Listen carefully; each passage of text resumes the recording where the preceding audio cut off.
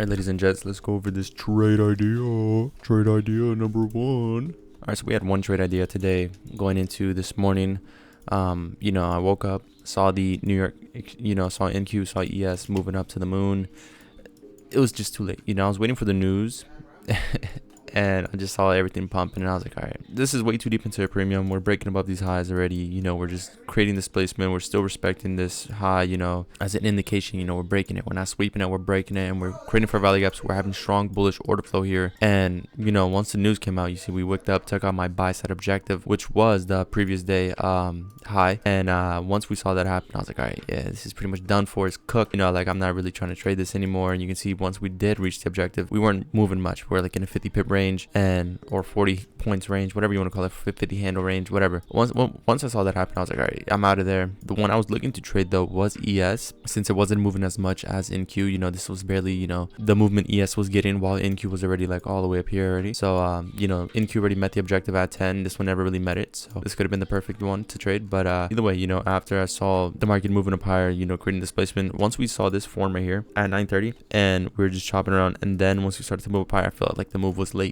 So then I won't lie, I got emotional. I was like, all right, hold on, I need to do something. I need to try to catch some form of movement today, because tomorrow I'm not gonna be able to trade. I'm gonna be working, and that made me feel emotional. I was like, all right, hold on, we missed this right here, this breaker block that formed, and I was just unable to trade it. I missed this inverse, this advanced unicorn model, and the market did chop around, and then once 10 o'clock came out and it started to move up higher, started to expand, I felt the need that the market was, of course the bias was bullish also, like we're very, very bullish here. Like there's just no scenario in my mind where we aren't bullish, so then I was like, all right, once we saw that form, I was like, all right, I gotta go to YM. I gotta go to YM. I gotta see what YM is offering, and this is kind of where we're taking the trades here.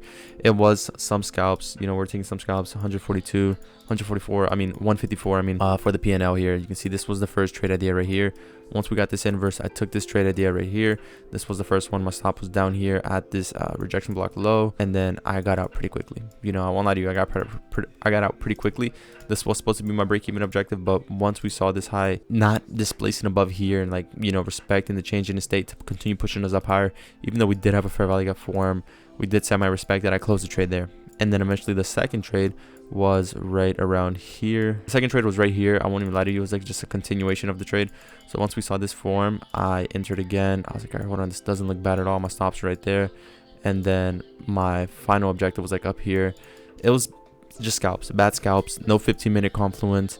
I don't want to give myself credit for even winning these trades. They're not even trades in my opinion, but I took them, so I have to review them. I have to analyze. It was more of an emotional input trade rather than a logical following the system type trade. And I'm gonna have these trades. I'm not gonna be like AI. I'm not gonna be a robot trading my system 24/7. I'm gonna have days where I'm emotional, where I feel the need that I have to take some type of trade, or get some type of PNL, some type of action, or I feel like I'm gonna get rusty. I'm gonna get I'm gonna become washed as a trader, so that type of mindset got into my mind today, and I was like, all right, hold on, let's take something, even if it's just something small like that, but in the back of my mind, I'm like, no, we shouldn't be doing that. We should be following our system, following our rules. And this was the second trade idea I was looking at, but it just I never really entered because I was already walking away, walking my dog, and it wouldn't have been a good RR if I'm being truly honest. Such a wide stop loss, even though we did sweep these lows and we eventually started to move up higher, it just wasn't really good at all. And then the market just started to chop around. YM is just not sweeping the previous day high, while NQ is, and ES hasn't either. And of course we had strong 6 sister. This one is pushing up. This one is just not really moving, and I thought this one was going to catch up, but that never transpired. I was like, all right, hold on, this never transpired, this never really happened, so I'm not going to be trying to force anything today. So, and that was pretty much really it. I was looking at this 15-minute imbalance. Let's go over this. I had a 15-minute imbalance. We had a 30-minute bullish order block being respected. The market did look bullish here, and on the 15, let's go to the 1 minute. This was our 1 minute objective up here. Let's go to the 5 minute. The 5 minute has it up at, so yeah, the 5 minute, we had these highs up here, we had these highs up here, and we had these highs up here as our buy side objectives. So once the market swept the first one, I was like, all right, hold on, we're good. Probably going to continue to the upside, or we're probably going to retrace one of the two, and the market just started chopping in a range bound market. It just didn't look viable in my opinion. Continue trading this one, especially after this chop happened. I was like, all right, yeah, I gotta walk away. After we swept this low, we started to move apart. That's when we started to see this displacement.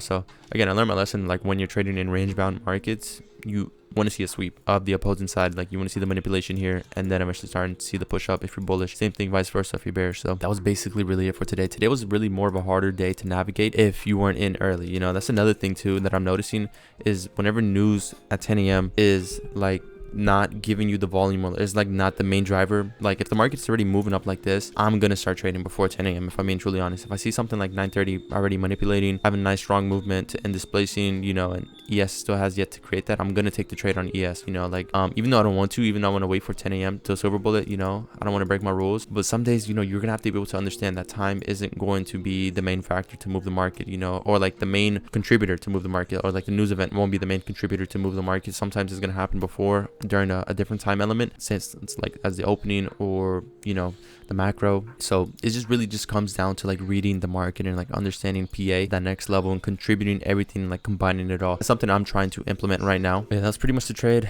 The bias, everything was crazy today, you know, and it was really nice navigating through the market as a day like today, and just like really sitting on your hands, not really taking anything and forcing anything. And once you see like the market already pumping up, once it moves, like it's just too late, you know, like you don't want to be trying to FOMO. And like once you control those emotions of like FOMO and like not entering when the market's already moving, it's a good feeling, you know, like the market already moved, the move already happened, the day's over with, you missed it. Okay, review, analyze, how could you have capitalized upon it, what did you miss, and what could you have done today to, you know, catch the meat of the move. I feel like it's a good feeling sometimes missing the move, you know, like once you're like tape reading, once you're like watching the market from a perspective of not trying to take a trade or not in a trade or not having any money into it, and like just really trying to understand why it's going where it's going.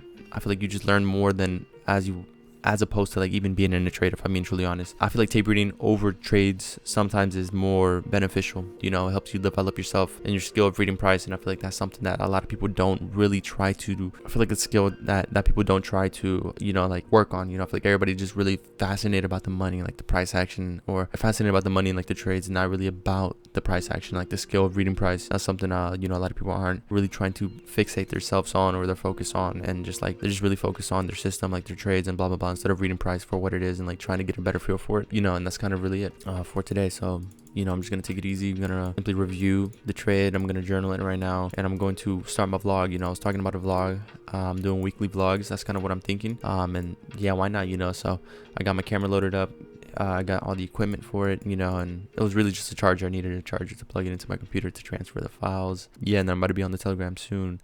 You know, I feel like I've been lacking a lot more, but I'll be on it again while updating the crypto stuff. And I really need to like do more of like like before I was actually like skimming through the markets through like the daily and the weekly, and like once I saw which ones I actually wanted to trade, I'll actually trade those. And even though like they weren't super like popular, like people weren't posting them on, you know, CT and all that, I was still trading them, and I was still finding good results. My system was playing out perfectly because there was just so many markets. Every time I would take a trade on that model or that system, it would be super highly, like I might have to go back to that system and like trade those procedures. It just makes the high probability skyrocket. So yeah, that's pretty much really it.